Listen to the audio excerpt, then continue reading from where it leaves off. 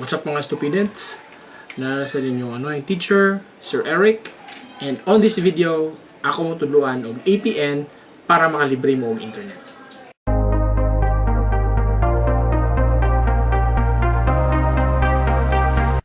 But I remind you, dili ni siya 100% nga mugana sa inyong lugar. Pero naay mga lugar nga mugana ni siya nga technique. Last time ako ni siyang gitry sa cellphone sa akong kauban and it worked well. Naka-chat siya sa messenger, bisan wala siya i-load. 60% ani ang mugana and dili effective niya is the rest of the 40%. Kining APN is gigamit ni siya sa ubang country. Mao nga ako ni i-share ninyo and hopefully unindot ang inyong signal diha sa inyo ha. Compatible ni siya sa tanang network, tanang operator, Globe, Smart, TNT, and unsa pa imong connection niya, pwede na siya ni gamiton. And let's start.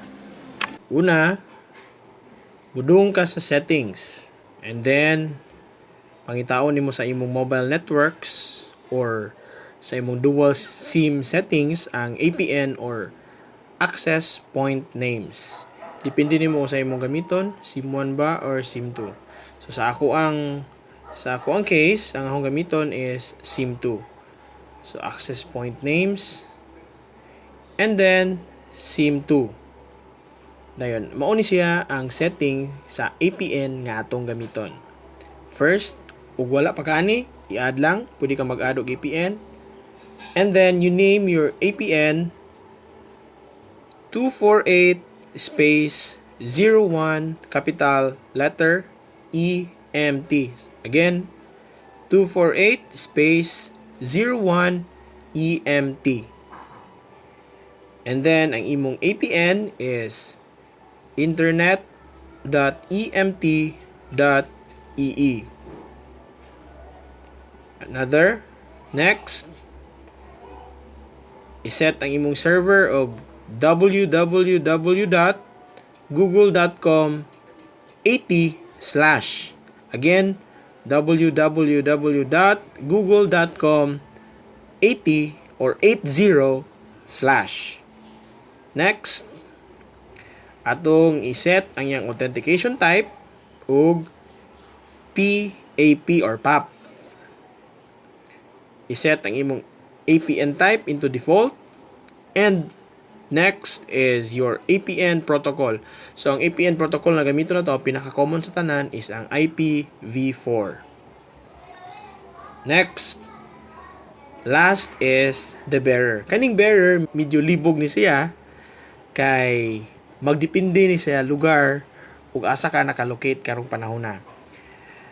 So if naa ka sa lugar nga naay LTE, usually ang mga LTE areas is kanang sa syudad or doon sa syudad, like for example sa Tagbilaran City dinhi sa Bohol, sa Paywan, Dawis, Baclayon, Cortes, Tubigon, naa na siya yung mga LTE. So, if naka sa LTE nga area, you select LTE. If naka sa mga bukid-bukid nga area sad, di na tumalikayan, ay may dili makabot ang LTE diha, pero natin mga 3G or 2G, imong pilion is unspecified. Okay? Pero sa akong case karon, naamo ko sa Tagbilaran City, so akong gamiton is LTE. Okay? And then, exit na nimo. Kung imong tanawon og ma-reset ba ang iyang signal, imuhang cellphone.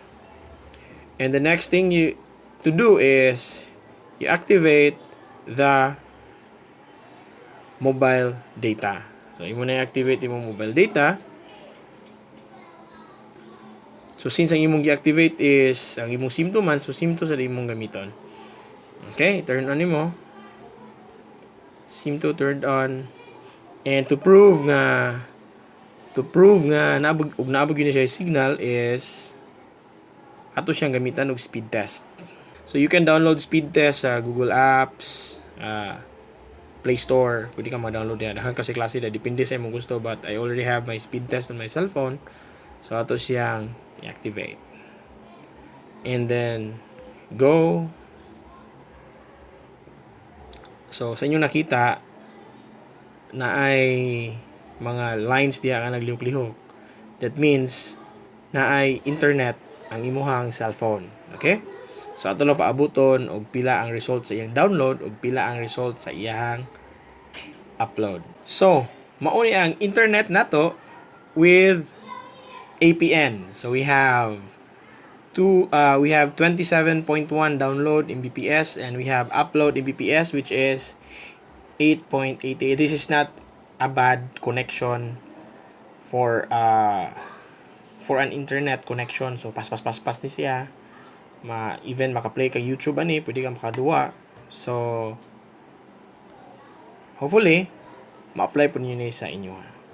Okay? So mao to akong giingon, if compatible sa imong area ang APN, maka free internet access ka or even makaduwa pa jud ka games like for example mga Mobile Legends or any games nga nagkinalang internet, pwede ka makagamit ana if you are registered to an internet promo, ma-boost pa imong signal, mas mapaspas pa, mas makusog pa.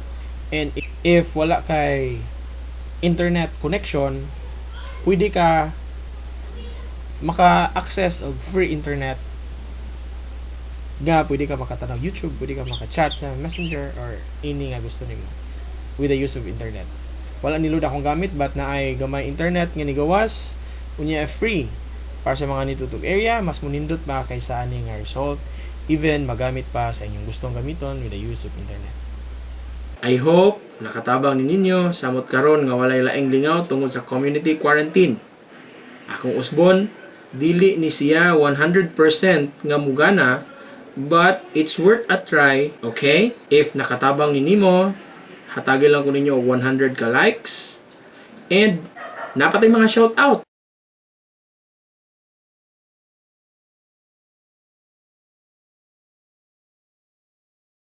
If bago ka nga channel, please mga students, subscribe and click the bell button to get notified. That's all and class dismiss.